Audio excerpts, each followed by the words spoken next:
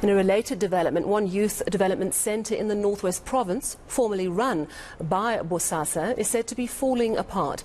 The centre, which houses young people with severe behavioural challenges and those in conflict with the law, is now under the Social Development Department. Earlier today, security guards blocked the entrance of the Matlosana Youth and Child Centre over non-payment problems. They claim they haven't been paid in over 3 months. ENCA's Nqobile Madlala following that story for us, and she joins us now. So what happened at this Youth and Child Centre today? Well, Sally, basically Nahau, which was leading the protest, them and the people that fall under Nahau decided that they were no longer going to work.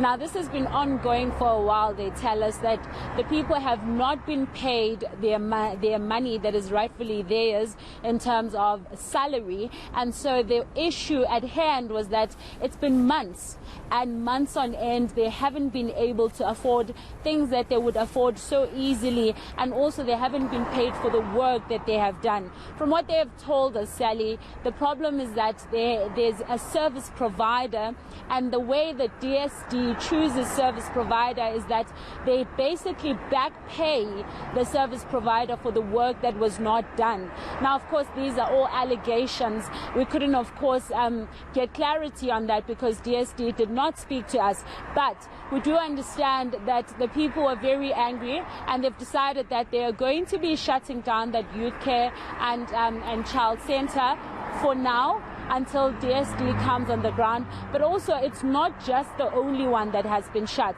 From our understanding, Sally, it's 4 of them in the province, and they're saying that it seems like DSD is failing to run them. So, Nqobile, am I getting this right, that Matlosana Youth and Child Centre, it used to be run by Bosasa, and of course that contract would have probably been taken away over all the controversy. It now falls under the Department of Social Development, and they allegedly are not fulfilling their duties. Could you tell me what's happened to the children in these facilities and what people on the ground are saying?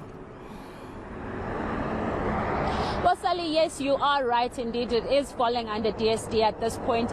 Well, the children or the people that are currently housed, we understand it's over 80 people that are now affected in the 4 different areas.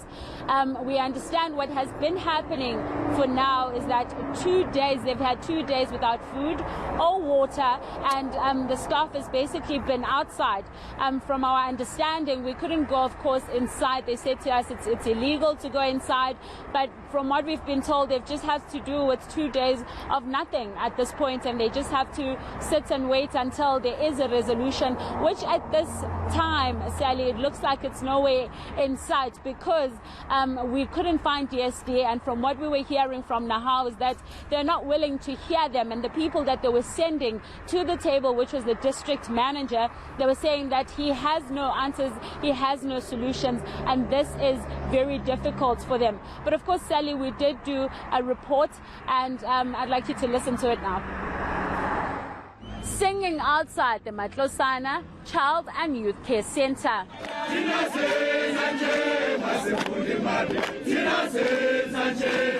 These security guards say life has been tough since the liquidation of Bosasa and the secure centres were taken over by Department of Social Development. They say the department has failed to run the centres in the Northwest, which have resulted in 3 months of no payment.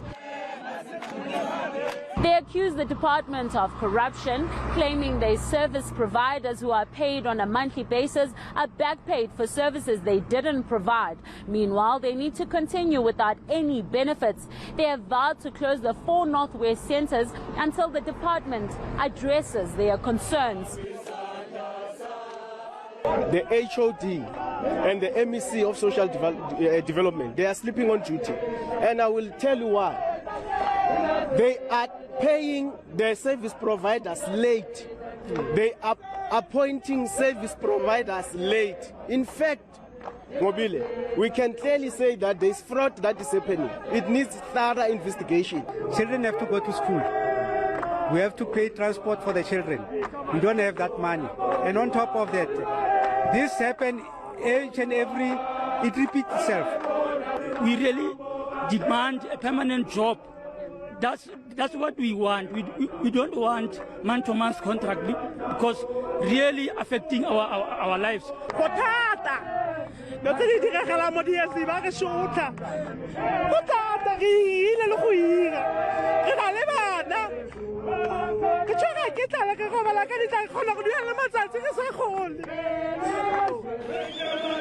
ENCA reached out to the Northwest Department of Social Development, and we're told the MEC assigned the HOD to respond to our questions. However, none of our calls were answered.